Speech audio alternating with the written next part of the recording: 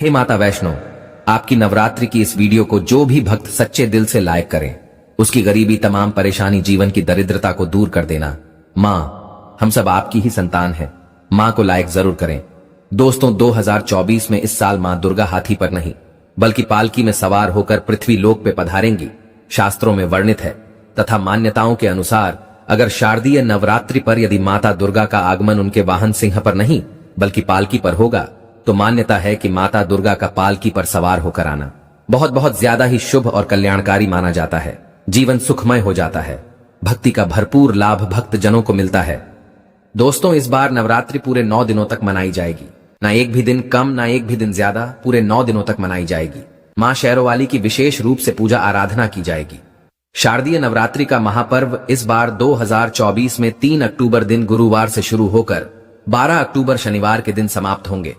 जो लोग 10वें दिन व्रत का पारण करते हैं वह लोग 12 अक्टूबर शनिवार के दिन व्रत का पारण करेंगे, और जो लोग 9वें दिन कन्या पूजन के साथ ही व्रत का पारण करते हैं तो वो लोग 11 अक्टूबर दिन शुक्रवार को व्रत का पारण करेंगे। व्रत संपूर्ण 9वें और 10वें दिन दोनों ही दिन को माना जाता है। आप अपनी इच्छा अनुसार 9वें और 10वें दिन व्रत का पारण कर सकते हैं। 10वें दिन माता का पावन विसर्जन होगा। जो लोग माता दुर्गा की स्थापना करते हैं तो वह लोग 12 अक्टूबर दिन शनिवार को माता का विसर्जन करेंगे। दोस्तों, ऐसे में शारदीय नवरात्रि पर माता दुर्गा की कृपा पाने के लिए कलश स्थापना का शुभ मुहूर्त है 3 अक्टूबर को सुबह 6:19 से सुबह 7:23 तक है। साथ ही अभिजीत मुहूर्त है 11:52 से लेकर दोपहर 12:40 पर होगा। दोस्तों, नवरात्रि में क्या नहीं खाना चाहिए और कौन सा फल खाना आवश्यक है और क्या नहीं पीना चाहिए, आज हम विस्तार से आपको बताएंगे। शास्त्रों के अनुसार बताए गए व्रत चाहे किसी भी प्रकार के क्यों ना हो, उनसे जुड़े नियमों का पालन करना अति आवश्यक माना जाता है, क्योंकि जो मन के मुताबिक किया जाए वो संघर्ष नहीं कहलाता। कहा जाता है कि मनोकामना को पूर्ण करने के लिए थोड़ा सा संघर्ष यानी कि तपस्या तो करनी ही पड़ती है। इसीलिए ऐसी मान्यता है कि व्रत को पूर्ण विधि विधान से किया जाना चाहिए, तब आपको व्रत का पूर्ण लाभ फल मिलता है। आपकी सभी मनोकामना पूर्ण हो जाती है। इसीलिए हर शास्त्र यही कहता है कि सच्चे दिल से अगर आपके मन में ईश्वर के प्रति श्रद्धा हो तो बिन पूजा पाठ के ही सारा फल मिल जाता है, और अगर मन में ईश्वर के प्रति शंका हो तो उस मनुष्य को कई जन्मों तक सुख नहीं मिलता।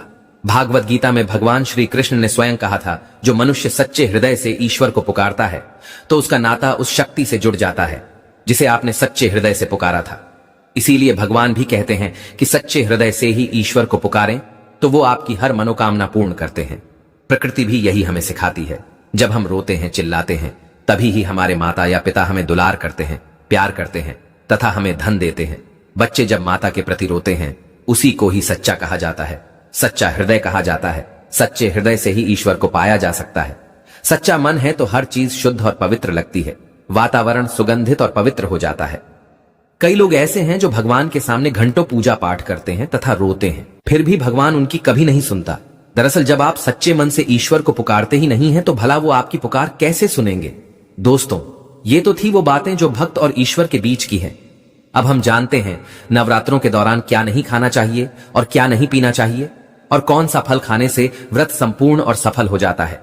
दोस्तों, हमारे चैनल को सब्सक्राइब जरूर करें और इस बेल आइकॉन को दबाना ना भूलें। तो आइए शुरू करते हैं। दोस्तों, नवरात्रि के दिन सेब जरूर खाना चाहिए। शास्त्रों में बताया जाता है कि भगवान के भोग में सेब आदि जरूर अर्पित किया जाता है। अगर आपका व्रत है तो आपको सेब जरूर खाना चाहिए। केला, पपीता, तरबूज और मीठे अंगूर जरूर खाना चाहिए। इन फलों से व्रतधारी को शक्ति मिलती है और व्रत संपूर्ण हो जाता है।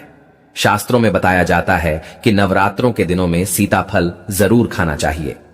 सीताफल खाने से 10 ऐसी बीमारियां हैं जो खत्म हो जाती हैं।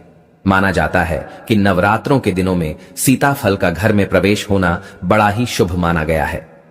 सीताफल खाने से नवरात्रि का व्रत सफल हो जाता है, क्योंकि इसमें माता सीता का आशीर्वाद मिला हुआ होता है। नवरात्रि के दौरान इसे जो भी खाता है उसे दुखों का सामना नहीं करना पड़ता। सीताफल आपको जरूर खाना चाहिए।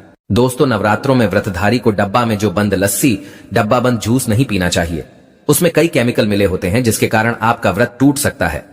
जब भी आप फलों का जूस पिएं तो याद रखें उसमें नमक ना डालें, नहीं तो व्रत टूट जाएगा।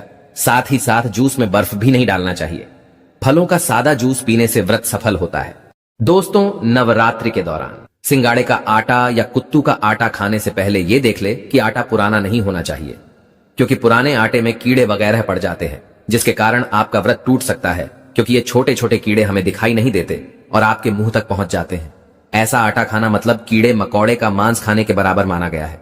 नवरात्रि के दौरान आप शाम के समय खाने में दही ले सकते हैं, आलू वगैरह खा सकते हैं, साबूदाने की टिक्कियां बनाकर खा सकते हैं, साबूदाने के और आलू के पापड़ भी खा सकते हैं। कई सब्जियां तो ऐसी हैं जो नवरात्रि के दौरान भोजन में शामिल कर सकते हैं।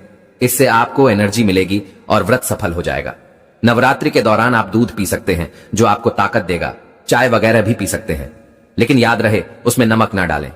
एक बात का ध्यान रहे, व्रतधारी को पेट भर खाना यानी गले तक भोजन नहीं करना चाहिए, नहीं तो व्रत रखने का कोई भी फायदा नहीं होगा। थोड़ा थोड़ा खा सकते हैं। दोस्तों, नवरात्रि के 9 दिन आदि शक्ति मां दुर्गा को समर्पित होते हैं। नवरात्रि के 9 दिन माता रानी के 9 अलग अलग स्वरूपों का पूजन किया जाता है। नवरात्रि के 9 दिनों में माता रानी को अलग अलग स्वरूप के हिसाब से अलग अलग पुष्प, अलग अलग भोग अर्पित किए जाते हैं। लेकिन क्या आप जानते हैं कुछ ऐसी वस्तु है जिन्हें नवरात्रि के दौरान भूलकर भी माता रानी को अर्पित नहीं करना चाहिए? अगर इन वस्तुओं को आप गलती से भी माता रानी को अर्पित कर देते हैं तो आपको व्रत और पूजन का पूर्ण लाभ नहीं होगा। इसीलिए माता रानी की कृपा प्राप्त करने के लिए आपको यह जानना अति आवश्यक है कि वो कौन सी ऐसी वस्तु है जो माता रानी के पूजन में भूलकर भी इस्तेमाल नहीं करना चाहिए। तो आइए मां का जयकारा लगाते हुए वीडियो को शुरू करते हैं। दोस्तों, नंबर 1, नवरात्रि के दौरान शादीशुदा महिलाओं को सफेद कपड़े पहनकर पूजा पाठ नहीं चाहिए। साथ ही साथ काले कपड़े भी नहीं पहनना चाहिए। इससे पूजा व्रत आदि खंडित हो जाते हैं। माता की चौकी जब आप लगाए तो उसके नीचे कागज नहीं लगाना चाहिए। माता की चौकी हमेशा लाल कपड़ा बिछाकर ही बनानी चाहिए। हमेशा याद रहे, नवरात्रों के 9 दिनों तक व्रतधारी को अपना आसन मां की चौकी के आगे ही लगाना चाहिए और वहीं पर आपको सोना चाहिए। मंदिर को नवरात्रों के दौरान अकेला नहीं छोड़ा जाता, बहुत ही अशुभ माना जाता है। इससे दुर्गा माता नाराज हो जाती है और हमेशा के लिए चली जाती है। दोस्तों, नंबर 2, नारियल। हिंदू धर्म में नारियल को समृद्धि, धन, श्रद्धा और सम्मान का सूचक माना जाता है। नारियल को श्रीफल भी कहा जाता है। नारियल को सुख समृद्धि में वृद्धि करने वाला माना जाता है। नारियल का हर मांगलिक कार्य में विशेष महत्व होता है। जैसे कि आप सभी जानते हैं कि माता रानी के कई मंदिरों में नारियल से बलि भी दी जाती है और माता रानी के पूजन में नारियल का इस्तेमाल हम सभी करते हैं। खासकर कलश की स्थापना नारियल रखकर ही की जाती है। माता रानी के पूजन में हम नारियल इस्तेमाल करते समय कुछ गलतियां कर बैठते हैं। दोस्तों, नारियल कई प्रकार के होते हैं, एक हरा, दूसरा सूखा। जिसके अंदर पानी होता है, जिस नारियल के अंदर पानी होता है। माता रानी के पूजन में सदैव पानी वाला और जटा वाला नारियल ही इस्तेमाल करें। नारियल पूर्ण होना चाहिए। नारियल चटका हुआ या टूटा हुआ नहीं होना चाहिए, क्योंकि साबुत नारियल ही पूर्ण और पवित्रता का प्रतीक होता है। साबुत नारियल ही सुख समृद्धि का प्रतीक होता है। साबुत नारियल को ही श्रीफल यानी कि मां लक्ष्मी का फल कहा जाता है। नवरात्रि में माता रानी के कलश की स्थापना करते समय जटा वाला यानी पानी वाला नारियल ही कलश पर स्थापित करना चाहिए। दोस्तों, साथ ही यह ध्यान रखना चाहिए कि नारियल को सदैव कलश के ऊपर लिटाकर रखना चाहिए। घट स्थापना करते समय कभी भी नारियल को खड़ा करके नहीं रखा जाता। नारियल को सदैव लिटाकर कलश के ऊपर रखा जाता है। साथ ही नारियल को स्थापित करने से पहले आप नारियल को लाल कपड़े में लपेटकर उस पर और फिर लाल चुंदरी उड़ाकर आप नारियल को कलश के ऊपर स्थापित करें।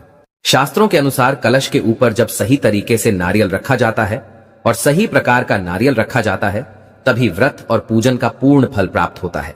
यह भी ध्यान रहे कि महिलाएं माता रानी को नारियल अर्पित तो कर सकती हैं, लेकिन कभी भी माता रानी के सामने नारियल को भूलकर भी न तोड़े, क्योंकि नारियल बीज रूप होता है और स्त्रियों बीज रूप से ही शिशु को जन्म देती है।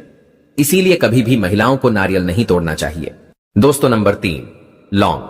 लौंग हम सभी माता रानी के पूजन में इस्तेमाल करते हैं, लेकिन लौंग का इस्तेमाल करते समय एक बहुत बड़ी गलती कर बैठते हैं। हमेशा ध्यान रखना चाहिए कि माता रानी को सदैव फूल वाली लौंग ही अर्पित करना चाहिए। जिस लौंग के ऊपर फूल नहीं होता या फिर जिस लौंग के पीछे लकड़ी की डंडी नहीं होती, उसको आप माता रानी के पूजन में भूल कर भी इस्तेमाल न करें।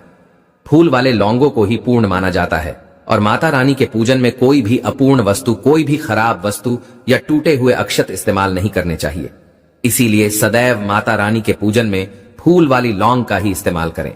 दोस्तों, नंबर 4, तुलसी के पत्ते अर्पित नहीं करने चाहिए। मां दुर्गा के पूजन में तुलसी पत्र का इस्तेमाल करना वर्जित माना जाता है।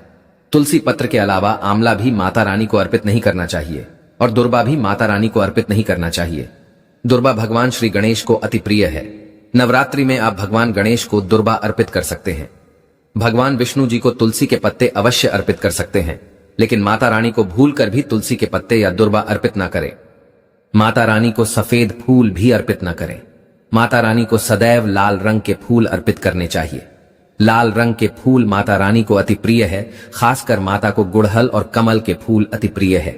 शास्त्रों में बताया जाता है कि घर में माता रानी की 2 या 3 मूर्तियां या फोटो नहीं होनी चाहिए। इस बात का भी आप विशेष ध्यान रखें कि माता रानी के पूजन में कोई भी खंडित चीज इस्तेमाल न करें। खंडित चीज जैसे कि चटका हुआ या टूटा हुआ दीपक या फिर चटका हुआ कोई बर्तन। साथ ही ये भी ध्यान रहे कि लोहे के और प्लास्टिक के बर्तन आप माता रानी के पूजन में इस्तेमाल ना करें, क्योंकि प्लास्टिक के चाइनीज बर्तन हड्डियों के पाउडर से मिलकर बनते हैं। ऐसा ना करें। ऐसे बर्तनों को माता रानी के पूजन से सदैव दूर रखें। माता रानी को जो पुष्प अर्पित कर रही हैं उन्हें सूंघे नहीं। सूंघे हुए फूल या गिरे हुए फूल या फिर मुरझाए हुए फूल माता को अर्पित ना करें। दोस्तों, कमेंट बॉक्स में लिखे जय माता दी। जानकारी पसंद आए तो एक लायक तो बनता है।